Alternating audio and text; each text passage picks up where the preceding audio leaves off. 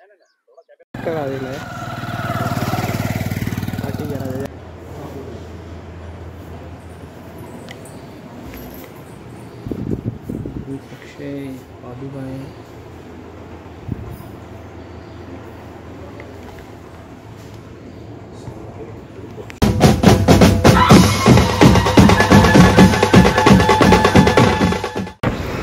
शिवराय मित्रांनो, आपलं सहर्ष स्वागत आहे आपल्या यूट्यूब चॅनल सतीश महाराष्ट्राचा। माझं नाव आहे सतीश। आशा करतो तुम्ही सगळे बरे असाल। सकाळचे वाजलेले आहेत 4 आणि मी चाललेलो आहे रेल्वे स्टेशनच्या दिशेने आणि इथून मी जाणार आहे खोपोलीला। या व्हिडिओमध्ये पूर्ण व्हिडिओ बघा, खूप इंटरेस्टिंग व्हिडिओ होणार आहे। चला आजच्या व्हिडिओला सुरुवात करूया। तर मित्रांनो, सांताक्रूजपासून ट्रेन पकडलेली आहे आणि मित्रांनो ही खोपोली ट्रेन आहे 448। पब्लिक बघ कशी आहे, पुढे पुढे।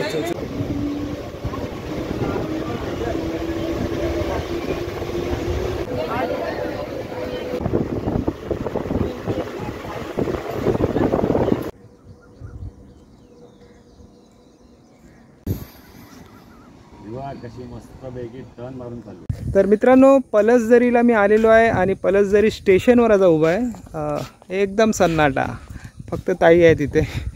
आणि आता इथे कसं आलो आम्ही, मी सांताक्रूजला राहणार आहे। मी दादरला गेलो, दादरला सकाळची ट्रेन पकडली 5:45ची, सकाळी 5:45ची ट्रेन पकडली।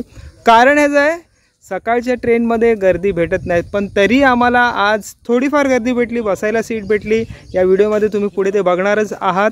आणि प्रवास असा केला मी सांताक्रूज टू दादर। जर तुम्हाला यायचं असेल तर सकाळच्या ट्रेननी यायचं आहे। 4:45ची ट्रेन आहे दादरवरून खोपोली आणि कर्जत नंतर एक 2 ते 3 स्टॉप आहे पलसदरी, आणि पलसदरीवरून परत तुम्हाला 15 मिनिटाच्या अंतरावर श्री स्वामी समर्थांचं मठ आहे आणि हिरवंगार वातावरण आहे। पावसाला नुकतीच सुरुवात झालेली आहे आणि बघा वातावरण कसं आहे, बघण्यासारखं वातावरण आहे। आणि हा स्टेशन जो आहे, पब्लिकच खूप कमी पब्लिक आहे, हिरवंगार आणि पुढे असं निसर्गरम्य वातावरण व्हिडिओमध्ये तुम्ही बघतच राहणार आहात। पूर्ण व्हिडिओ बघा। व्हिडिओ आवडला तर लाईक वगैरे कराच नक्की। आता ह्या मार्गाने आम्ही खाली चाललो आहे। एक ट्रेन गेली, लगेच दुसरी ट्रेन आली। ट्रेन नाही, फक्त इंजन आली आहे। पाठचे डबे विसरली आहे।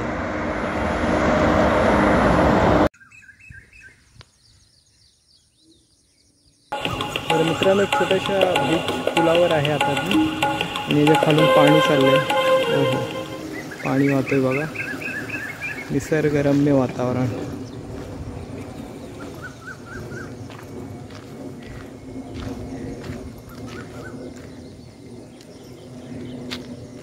काय आहे भाजी? आळूची पान आहेत।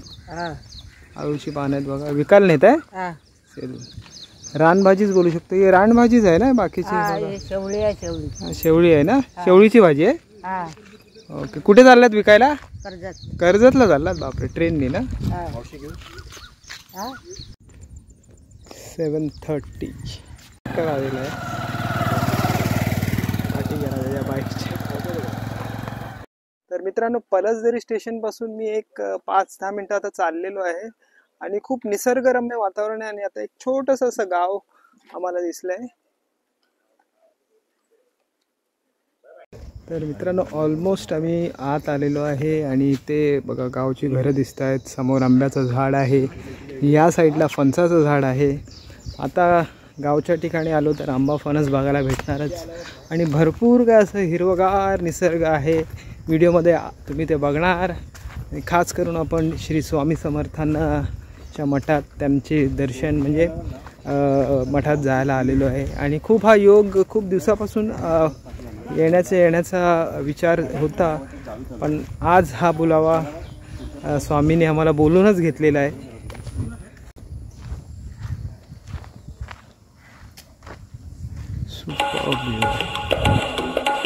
बांबूची झाड आहे ती, बांबू। तर मित्रांनो, विहीर बघा, पाणी काढतायत आणि इथे चहा नाश्त्यासाठी आता आम्ही थोडं थांबणार आहे। चहा नाश्त्यासाठी थांबूया आपण। तर मित्रांनो गावाच्या आत आलेलो आहे आणि समोर आपल्याला चहा नाश्त्याचा बंदोबस्त आहे आणि त्याच्यानंतर मग गावात आलो की गावचं वाडं वगैरे आपल्याला बघायला भेटतं आणि वाड्यात आलो की शेणाचा वास आणि बघा 2 म्हशी आहेत, तिथे गाय आहे. अशी फील आहे आणि प्रॉपर गावची फील आहे. निसर्गाच्या सानिध्यात चहा पिऊया.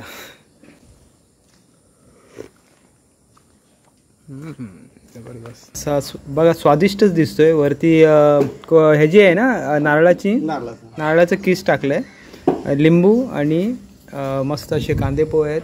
सकाळचा नाश्ता चहा घेतलेली आहे, कांदे पोहे आता खाऊया आणि त्याच्यानंतर मग आपण मठाकडे प्रस्थान करूया. धन्यवाद. तर या कांदे पोहे खायला. आणि हे मठाविषयी काय थोडं आम्हाला सांगणार का प्रेक्षक? स्वामींचा मठ जो आहे ना तो 89ला आपल्याकडं मोठा 108 यज्ञ महायज्ञ झाला. अच्छा. त्या टायमाला तिथे स्वामी प्रत्यक्षात स्वामी होते. अच्छा. हां हां.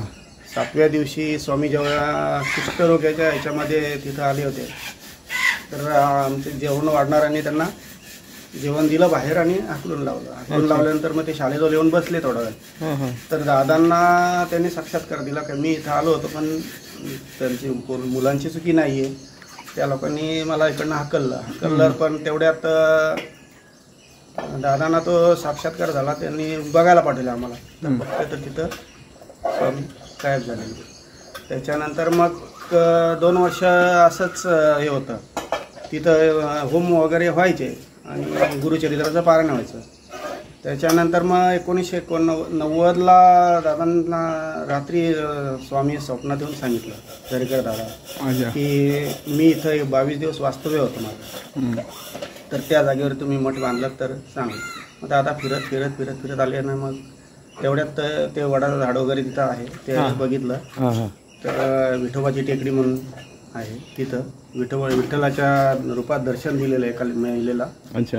असं सगळं आहे. आणि त्याच्यानंतर मग त्यांनी दादांनी सांगितलं की ही जागा कुणाची. तर बाबा बोलले काय झालं दादा. नाही, इथे स्वामींचं वास्तव्य होतं 22 दिवस, तर ह्या जागेतच आपल्याला मठ बांधायचं आहे. तर त्याच्यानंतर मग खरोखर प्रत्यक्षात जेव्हा मठ बांधायला चालू केला आम्ही 93ला, त्या टायमाला प्रत्यक्षात तिथं स्वामी 21 दिवस तिथं होते, वानर म्हणजे माकडांच्या स्वरूपात. गावच्या ठिकाणी गुरं अशीच फिरतात, पण त्यांना कंट्रोलमध्ये ठेवायला लागतं, नाही तर दुसऱ्यांची झाडं बिडं खाऊन टाकतात. तिथे इंटरव्ह्यू चालू आहे. अंडा पण भेटून हे बघा अंडा.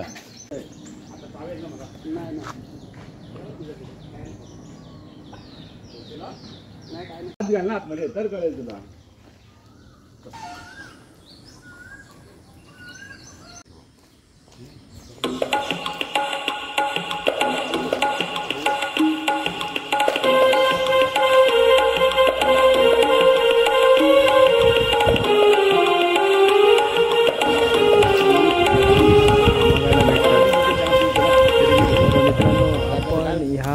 बावडी विहिरीवर आलेलो आहे आणि बघा नैसर्गिक पद्धतीत पाणी खेचून भरलं जात आहे.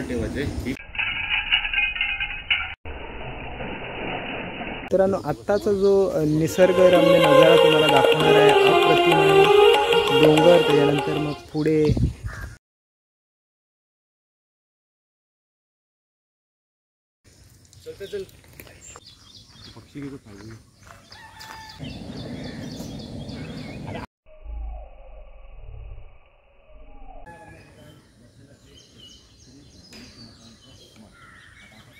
अखेर पोचलेलो आहे.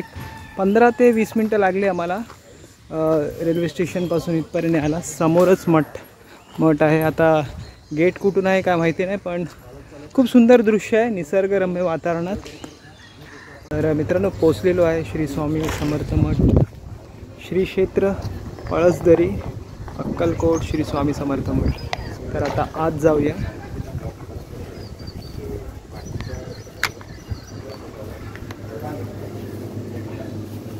हा मठ आहे.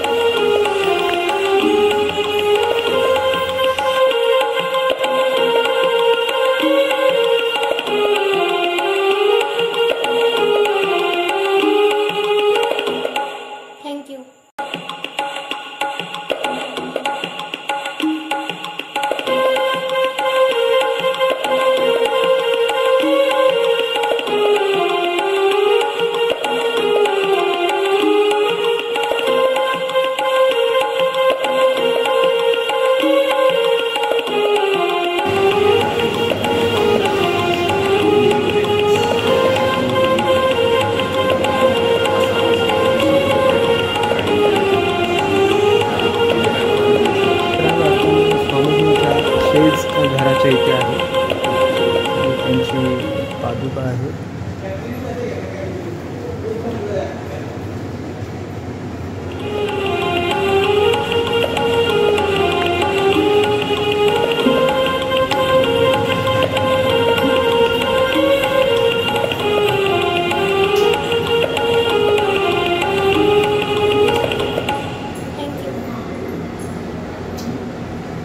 हनुमानजी आहेत. आता आपण जाणार आहोत तळघरात, ध्यान मंदिर.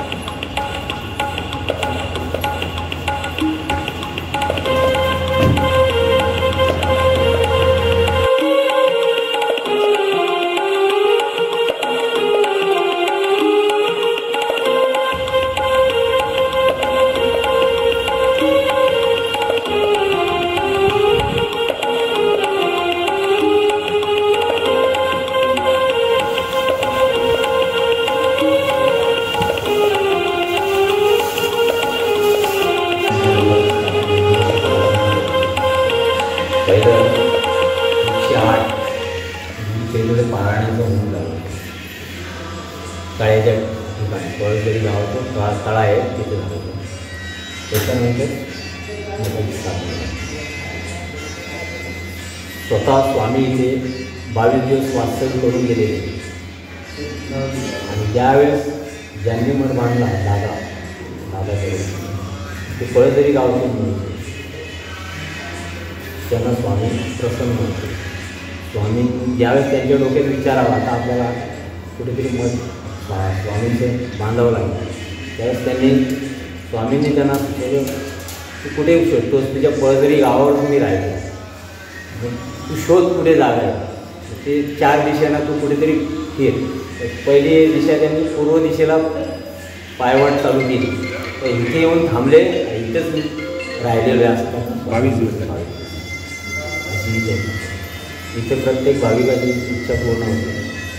किती मोठं संकट असो काही असो. आणि अशा ठिकाणी येतो तेव्हा आपल्याला स्वामींचं बोलवणं असेल तेव्हाच आपण येऊ शकतो ना. मी पण गेली 1 वर्ष वाट बघतोय, पण मला आज स्वामींनी बोलवलं. धन्यवाद. श्री स्वामी समर्थ. याच्या माध्यमातून मला आणि ह्याला बोलवलं म्हणजे स्वामीने ह्याला आदेश दिला.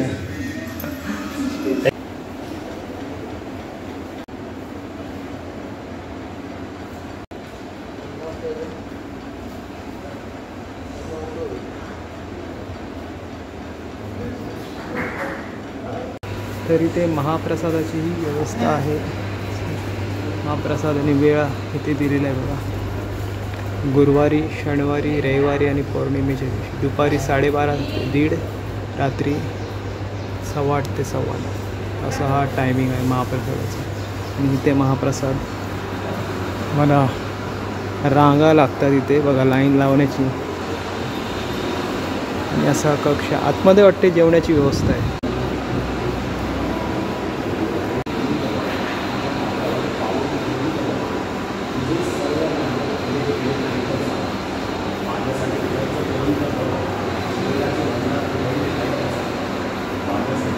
स्वामींचा संदेश. माझ्या मार्गावर पाऊल ठेवून तर बघ, तुझं सर्व मार्ग खुले केले नाही तर सांग. जय स्वामी समर्थ. तर आज आम्ही ऑड डेला आल्यामुळे आम्हाला दर्शन एकदम मस्त झालेले आहेत. मनसोक्त दर्शन झालेले आहेत स्वामींचे. आणि जर तुम्ही शनिवार रविवार आलात तर थोडी गर्दी भेटणारच नक्की. दर्शन झाले आहेत. आत्ता आपल्याला दुसरं एक डॅम आहे जवळपास तिथे, आणि थोडं अजून निसर्गरम्य वातावरण आहे ते या व्हिडिओच्या माध्यमातून तुम्हाला दाखवणार आहे.